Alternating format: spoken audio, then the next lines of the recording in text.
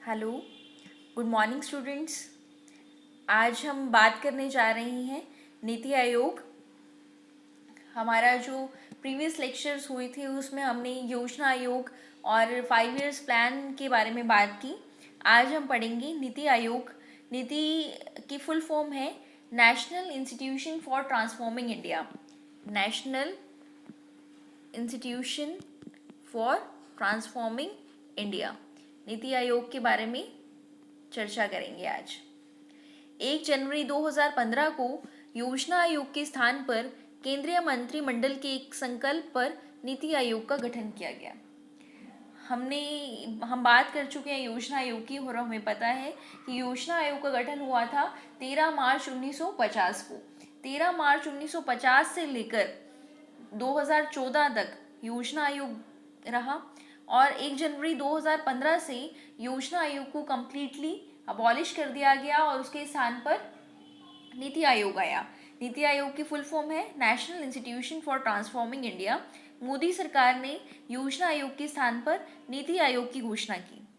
जैसे जो योजना आयोग है ये संसद के संविधान के तहत नहीं था, सिर्फ केंद्रीय मंत्रिमंडल के निर्णय पर आधारित था। उसी तरह नीति आयोग भी केंद्रीय मंत्रिपरिषद के निर्णय पर आधारित है। इसमें सहकारी संघवाद की भावना को केंद्र में रखते हुए अधिकतम शासन और न्यूनतम सरकार के दृष्टिकोण की परिकल्पना को स्थान दिया गया। इसमें कौन सी भावना को ध्यान में रखा? सहकारी संघवाद, सबको साथ लेकर चलना। ये बहुत बार एग्जाम्स में क्वेश्चन आता है कि सहकारी संघवाद नीति आयोग किस भावना पर आधारित है, किस दृष्टिकोण पर आधारित है? तो सहकारी संघवाद की भावना पर आधारित है। उसको ध्यान में रखते हुए क्या माना?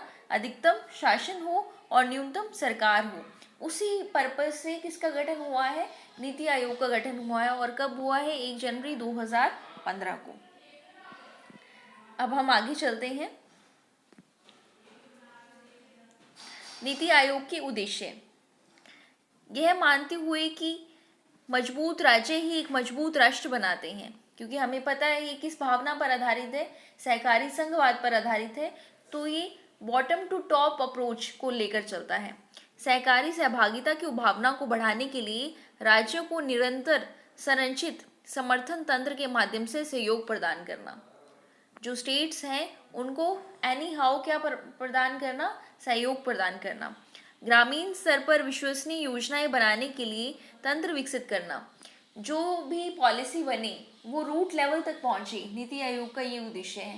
केवल और केवल पॉलिसी जो है वो केंद्र ना बनाए, किसको ध्यान में रखते हुए बनाए? रूट लेवल तक। गाँवों में क्या चल रहा है, गाँवों का कोई रिप्रेजेंटेटिव हो, राज्यों का हो, केंद्र का हो, बॉटम टू टॉप अप्रोच, हर किसी को साथ लेकर चलना और सरकार के उच्च स्तरों तक इसे उत्तरोत्तर विकसित करना। नेक्स्ट, राष्ट्रीय सुरक्षा के हितों में आर्थिक रणनीति और नीतियां शामिल की गई हैं। राष्ट्रीय सुरक्षा के हितों में आर्थिक रणनीति और नीतियां शामिल की गई हैं। समाज के उन वर्गों पर विशेष ध्यान देना जो आर्थिक प्रगति से प्राप्त रूप से लाभान्वित नहीं है। जो वंचित लोग हैं उन पर विशेष रूप से ध्यान देना। प्रमुख हितधारकों, राष्ट्रीय अंतर्राष्ट्रीय थिंक टैंक जैसे शैक्षिक और नीति अनुसंधान संस्थानों के बीच भागीदारी को प्रोत्साहित करना। जो भी नेशनल और इंटरनेशनल लेवल की थिंक टैंक इंस्टीट्यूशंस हैं उनके बीच की भागीदारी को बढ़ाना। राष्ट्रीय अंतर्राष्ट्रीय विशेषज्ञों, चिकित्सकों, अन्य भागीदारों के सहयोग से ज्ञान, नवाचार, उद्यमशीलता की सहायता प्रणाली बनाना। जितने भी एक्सपर्ट्स हैं, डॉक्टर्स हैं, जितने भी नॉलेजेबल पर्सन हैं उनकी सहयोग लेकर एक नॉलेजेबल इनोवेशन हब बनाना।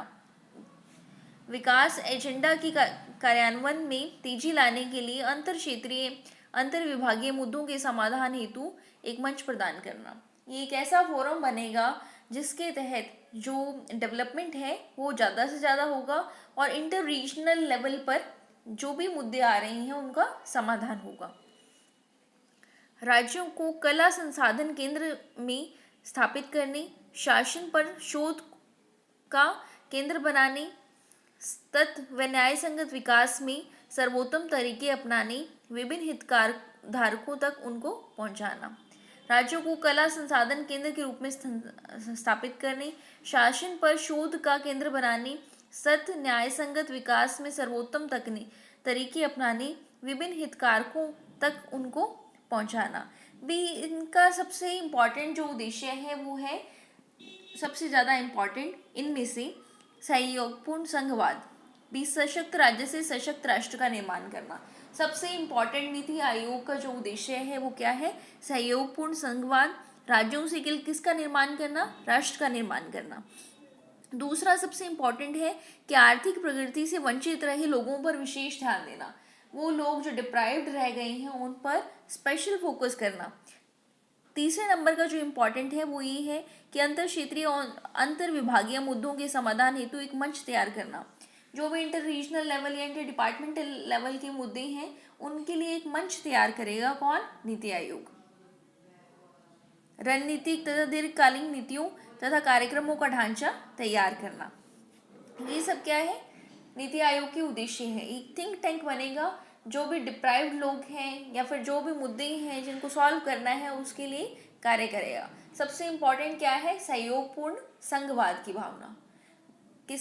क्या मतलब है इसका? सशक्त राज्य से सशक्त राष्ट्र का निर्माण होगा, मतलब राज्यों को साथ लेकर चलना है। योजना आयोग में क्या था कि सभी नीतियां जो है वो केंद्र लेवल पर बनती थी, राज्यों को कोई हस्तक्षेप नहीं था। जबकि नीति आयोग ने क्या किया कि जितने भी राज्य के मुख्यमंत्री हैं उनको भी शामिल किया अपनी काउंसिल में, जिसके तहत जो वहाँ की प्रॉब्लम्स है उसको भी सॉल्व किया जा सके। इसलिए कहते हैं कि ये सहयोगपूर्ण संघवाद की भावना पर आधारित है। नेक्स्ट चलते हैं हम कि नीति आयोग और योजना आयोग में अंतर क्या है। बहुत बार एग्जाम्स में क्वेश्चन आता है, what is the difference between NITI Aayog and planning commission. तो नीति आयोग ये सलाहकार थिंक टैंक के रूप में कार्य करता है। योजना आयोग इसने एक संवैधानिक निकाय के रूप में कार्य किया, लेकिन इसे ऐसा दर्जा नहीं मिला था। काम तो इसने संवैधानिक निकाय के रूप में किया, लेकिन ऐसा हमारे संविधान में नहीं था कि ये संवैधानिक निकाय है। यह सदस्यों की व्यापक विशेषज्ञता पर आधारित है। यह सीमित विशेषज्ञता पर निर्भर था, कुछ ही लोग इसमें शामिल होते थे। यह सहकारी संघवाद की भावना पर कार्य करता है, क्योंकि ये राज्यों की समान भागीदारी सुनिश्चित करता है। इसमें वार्षिक योजना बैठकों में राज्यों की भागीदारी बहुत कम रहती थी। योजना आयोग में राज्यों की भागीदारी जो है वो बहुत कम थी, जबकि नीति आयोग में राज्यों की भागीदारी बहुत अच्छी है। नेक्स्ट, प्रधानमंत्री द्वारा नियुक्त सचिवों को सीईओ के रूप में जाना जाता है। प्रधानमंत्री जिसे सचिव नियुक्त करते हैं उसे क्या कहते हैं? सीईओ। क्या कहेंगे? सीईओ। और सीईओ कौन है नीति आयोग की? अमिताभ कांत है। कौन है? अमिताभ कांत नीति आयोग की सीईओ है। सीईओ का मतलब होता है मुख्य कार्यकारी अधिकारी, हिंदी में कहते हैं मुख्य कार्यकारी अधिकारी, चीफ एग्जीक्यूटिव ऑफिसर। सचिवों को सामान्य प्रक्रिया के माध्यम से नियुक्त किया जाता था। किसमें? योजना आयोग में। जो सचिव थे उन्हें कोई जनरल प्रोसेस के द्वारा नियुक्त किया जाता है। जो नीति आयोग है वो बॉटम अप अप्रोच पर कार्य करता है। कौन सी अप्रोच है? बॉटम अप अप्रोच, मतलब नीचे से ऊपर की ओर प्रत्यागम, राज्यों को भी साथ लेकर चलता है। जबकि योजना आयोग टॉप डाउन अप्रोच पर कार्य करता है, ऊपर से नीचे की ओर प्रत्यागम पर कार्य करता है। ये राज्यों को साथ लेकर नहीं चलता। कौन? योजना आयोग। इसे नीतियां लागू करने का अधिकार नहीं है। नीति आयोग को कोई भी पॉलिसी लागू नहीं कर सकता, सिर्फ सोच सकता है, थिंक टैंक के रूप में कार्य करता है। जबकि योजना आयोग ये राज्यों के लिए नीतियां बनाता था। बहुत इंपॉर्टेंट काम था योजना आयोग का, राज्यों के लिए नीतियां बनाता था और स्वीकृत परियोजनाओं के लिए धन आवंटित करता था। ये जो कार्य है ये बिल्कुल कैंसिल हो गया। बहुत इंपॉर्टेंट काम था इसका, राज्यों के लिए पॉलिसीज बनाना और स्वीकृत परियोजनाओं के लिए धन आवंटित करना था। जो भी परियोजना स्वीकृत हो गई, सैंक्शन हो गई, उसके लिए धन आवंटित, पैसा डिस्ट्रीब्यूट कौन करता था? प्लानिंग कमीशन करता था। जबकि ये काम बिल्कुल बंद कर दिया। अब केवल थिंक टैंक सोचने का काम करेगा कौन? नीति आयोग। नीति आयोग की फुल फॉर्म क्या है? National institution for transforming India. इसे धन आवंटित करने की शक्तियां नहीं है जो वित्त मंत्री में निहित है। धन आवंटित करने की शक्ति वित्त मंत्री के पास है।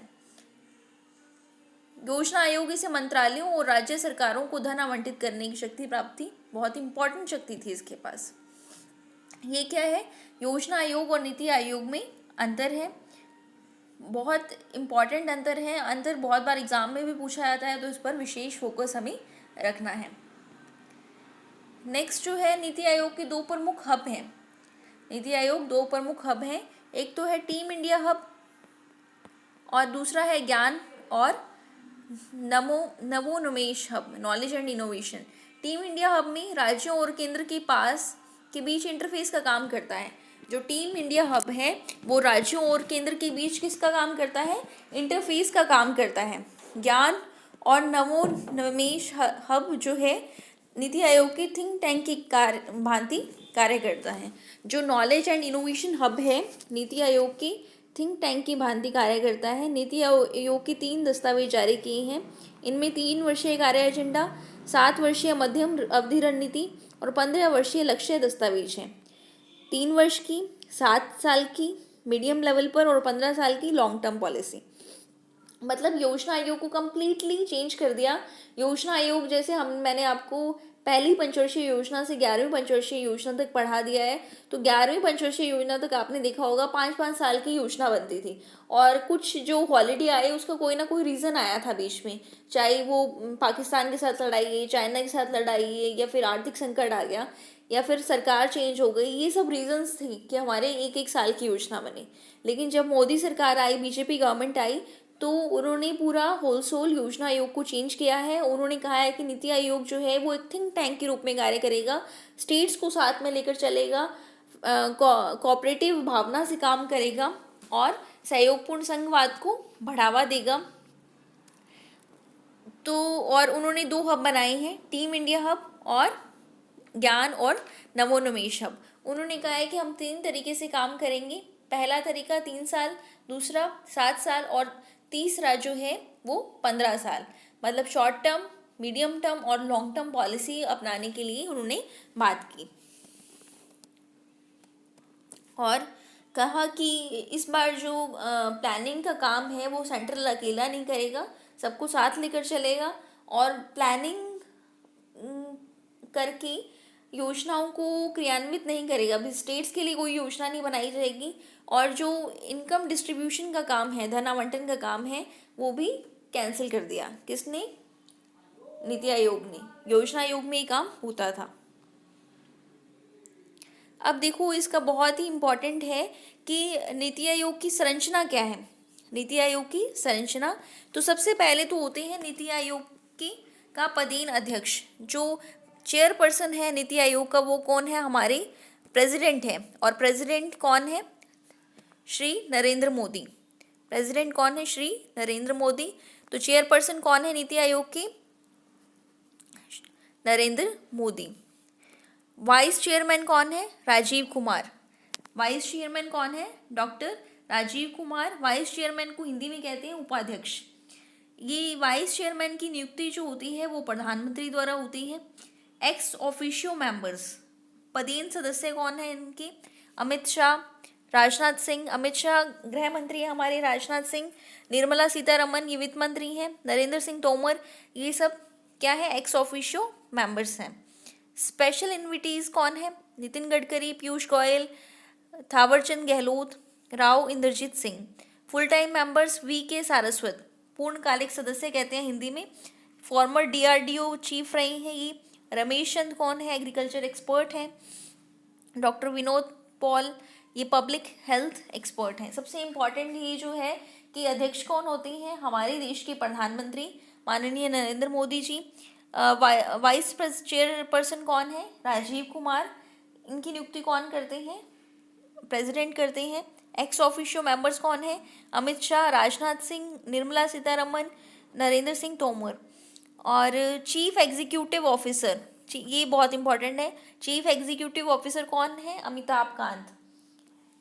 चीफ एग्जीक्यूटिव ऑफिसर मुख्य कार्यकारी अधिकारी होते हैं। गवर्निंग काउंसिल में कौन आते हैं? All chief ministers of states, जितने भी स्टेट्स के चीफ मिनिस्टर हैं, और lieutenant governor of Andaman Nicobar island and special, ये सब किस में आते हैं? गवर्निंग काउंसिल में आते हैं। राज्य के मुख्यमंत्री और संघ राज्य क्षेत्रों के उप राज्यपाल। दोबारा मैं बता रही हूँ, चेयरपर्सन कौन होते हैं? प्रधानमंत्री। उपाध्यक्ष कौन है जिन्हें प्रधानमंत्री द्वारा चुना जाता है? उपाध्यक्ष है Rajiv Kumar. CEO chief executive officer, सचिव को कहते हैं अमिताभ कांत है। गवर्नर काउंसिल में राज्यों के मुख्यमंत्री और संघ राज्य क्षेत्रों के उपराज्यपाल आते हैं।